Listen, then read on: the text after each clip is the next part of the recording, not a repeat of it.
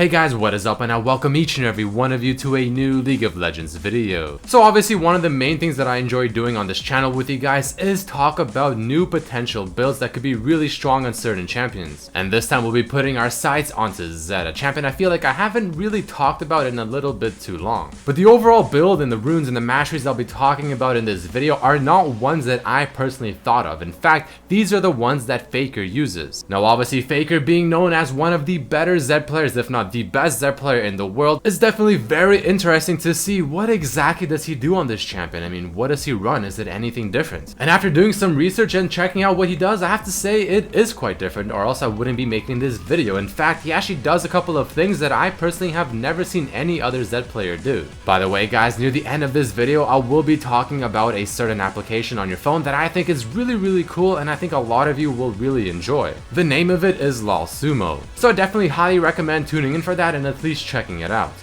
But let's finally move forward with Faker's build. Now the first thing I'll be talking about are going to be his masteries, which I personally think is the biggest difference between what I usually see most ZED players do. So in terms of the Keystone, I mean, most ZED players without question take Thunderlord's Decree. I mean, it works, it does everything you want it to do, it boosts his damage, it works in the laning phase, it's easy to proc. But here's Faker's ZED mastery page and the Keystone that he usually takes. As you can clearly see, he takes Stormraiders Surge, not Thunderlord's Decree. Now that's not to say he never takes Thunderlord's Decree, he does still do it, but he does seem to also prioritize this Keystone over Thunderlords. I think I've ever only seen one other ZED player take Stormraiders Surge on this champion, and that was a very long time ago, and it was just some random ZED player. But that one time he took it, he was really annoying. I mean, to the point where I was really surprised as to how annoying this Keystone felt on him. And the other thing I want you guys to look at and remember is the fact that he does take the points into the attack speed increase in the ferocity tree at the beginning and not the damage increase.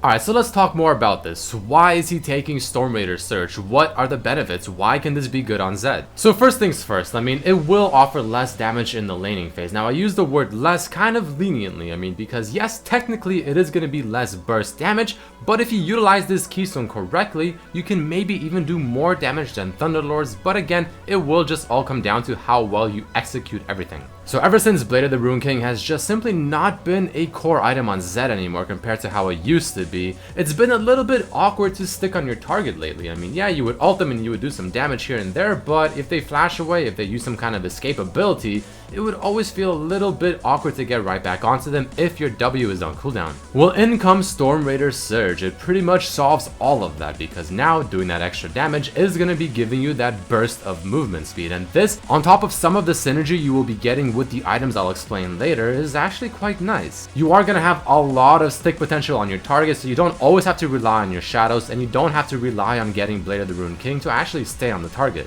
It just makes things easier when it comes to playing the movement game, you know, moving around properly, moving around your opponents, being tricky, being a ninja, being an assassin. It'll let you reposition yourself in better situations, put yourself where you want to be, dodge skill shots, which makes me come to my next point. If the enemy team has a lot of skill shot champions, maybe like a Vel'Koz, a Xerath, a Lux, maybe even a Ziggs and things like that, well, this Keystone is quite fantastic because this burst of movement speed will make it very easy to dodge all of these skill shots and go in for the play, and just overall be very annoying and hard to stop for the mage. So here's a pretty damn good example of utilizing the move speed gain from Stormraiders Surge and how you can dodge a bunch of things, stick on the target very easily, and just be overall very annoying to deal with. So you saw the second I reappeared from my ultimate and attacked the Vel'Koz, Stormraiders Surge instantly procced because, well, ZED has a very easy time to proc this Keystone, able to dodge the Stone ultimate just by moving to the side very quickly. She did not expect it 100%, and I'm able to stick on the Vel'Koz and go in for the kill. So that's just one basic example of how this Keystone can be utilized, and again, it does give you the same feel as Blade of the Rune King, which is lovely, because before, the main reason you would ever want to get Blade of the Rune King on ZED, other than getting the attack speed, which is pretty nice later on into the game, is without question the active effect. Especially now in this current meta, whenever playing ZED, you tend to go a very heavy armor penetration build. Now, Thunderlord's Decree obviously does magic damage, and armor penetration clearly is not going to be helping that whatsoever, so you're not really wasting your penetration concentration stats on that. The potential you have in teamfights is also a lot better, again because you're very mobile, on top of your shadows and your heavy move speed, you're hard to hit, you're hard to kill, you're hard to catch, and you're able to freely do what you want to do much easier. This extra move speed, whether it's in the laning phase or later on into the game, will naturally give you a lot more options to get more auto attacks on your opponents since you can stick on them, and this also works in synergy with the Rune Page I'll talk about in just a bit. And this Keystone also scales better into the late game. Now I use this word scales very lightly because it doesn't really scale, but later on into the game Thunderlord's Decree is gonna fall off by just a bit and not be as effective, but this, with the extra move speed that you gain, is going to be very useful later on in the game when you have a bigger build, you have more auto attack damage, and you have more spell damage. So there you guys have it. That's my opinion and Azo's opinion as well, because I did talk to him asking for his thoughts regarding why Faker maybe takes Stormraiders Surge over Thunderlord's Decree in some situations. Honestly, after trying it out for myself, I have to say I was pleasantly surprised, but the laning phase will feel a little bit more difficult, so this is more of an experienced Zed thing to do, and if you're kind of new with Zed, this might be a little bit difficult to pull off, but if you know what you're doing, and if you can pull it off, it is damn deadly. Next up, let's talk about Faker's Rune Page, because this one also is a little bit different. So for the most part, I mean, it does look somewhat standard. I mean, the only slight difference is the fact that he does run flat AD Reds and Quints. Most Zed players like to go armor penetration Reds and then flat AD Quints instead, but I mean, not the biggest thing in the world. However, the big difference is the fact that one of his Quints is actually an attack speed Quint, as you can see on the right, plus 4.5 attack speed. Now, this is not something I see a lot of Zed players do, and remember back when I told you to pay attention to the beginning of the ferocity tree in the Mastery page that also gives attack speed? Well, combine the two and that's 8.5 increased attack speed from level 1. But why is that important? Why is that a good thing? For the most part, I have to say this is one of those things where you just gotta try it out and feel it for yourself, because you will feel a difference. The attack animation is gonna be much smoother in the laning phase and just throughout the game. It'll be a lot easier to last hit, especially under the tower. But to me, the main thing that makes it so good is the fact that after you use your ultimate on a target, you want to auto attack them as fast as possible to maybe proc your passive and to just start doing other things like taking a shadow, maybe repositioning yourself, casting a spell. So this will overall make things a lot easier to do in that regard. Again, something that I highly recommend at least just trying it out in a normals, because you just have to experience it to understand it. And the final thing we'll be looking at are the items that you want to get with Zed, so let's jump right into that. First, very quickly, he starts off with the longsword and the refillable potion. Nothing completely crazy, but I thought I'd mention it.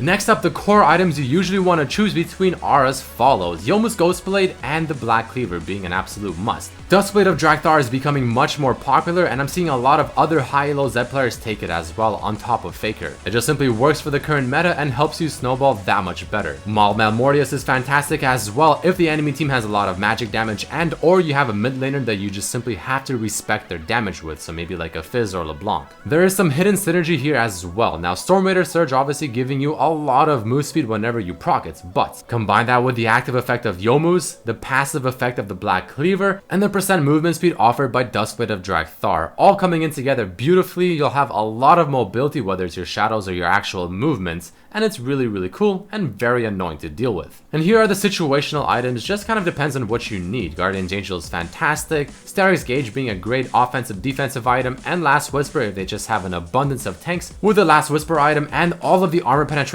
items that you have from your core build, your Yomu's, your Duskblade, your Black Cleaver, and your Maul Malmortius. You'll be shredding through tanks and squishies without problems. So there you guys have it. Now you have an idea on what Faker does. Again, I highly recommend trying it out, but it will take an experienced Zed player to make this work, especially with the change in Keystone. But right before we end off this video, I want to talk about a specific League of Legends app on your phone that I think is really cool. And yes, this is a sponsored message, but I genuinely think this is a really cool app because it's an educational one, and I think a lot of you guys might find it very useful. So let's get right into that. So the name of the app is called LOL Sumo, and I will have a link down below where you guys can try it out completely for free. Think of this app as OPGG or LOL Nexus put into your phone, where you can track live games, you can check out the match history, but my personal favorite thing is the fact that based on what champion you're playing in the role and the champion you're playing against, it'll give you a suggested build path. So here I'm checking out a friend that's currently playing in a live game and he's facing a Darius top, so it gives you based on his summoners and his Keystone, things that you should watch out for. Then as you scroll down, because he is playing Rumble, it's giving him a suggested build path where you can flip your phone sideways and it'll give you a much bigger look. It'll give you the exact order of items, when you want to get which item, your skill order, and everything like that. But they will also be adding runes and masteries in a future update. So to me, this is a really cool thing because, I mean, sometimes you just might not really know what to get for a certain champion, and you know, it might take a little bit too long to go on a website, find all this information, so this is nice, quick, and easy. You can also go left and right to quickly get a glance at your team and the enemy team while looking at their rank and get a very quick description of what type of player they are. Are they on a hot streak? Do they maybe place a lot of wards? Are they very aggressive in the lane? I mean, what exactly is their type of playstyle, or what have they been doing frequently recently? But let's say you're playing some kind of off-meta champion, like maybe what if you're playing Rumble in the mid lane, not in the top lane, and the game auto-detected you as playing Rumble in the top lane? Well, luckily for you, you can easily switch this up, change your lane opponents, and it'll start updating everything for you, give you tips and tricks that you need to beat a Zed based on what current summoners he has, or Masteries and Keystones, and then it'll give you an updated build path at the very bottom as well. So that's how it looks like when you analyze a live game by pressing that big Lee Sin button, whether it's your own game or your friends. But if you go back to the homepage, you can actually scroll down, look at their signature champion, you can see their overall match history. It'll give you a basic rundown on their overall performance and how well they performed in different categories. And you can obviously click on one of them, check out more detailed statistics, get an idea on how well they performed that game, how much damage the champions they did, their gold per minute, how many wards, and all that stuff. And the game will give you a rough rating based on how well you performed.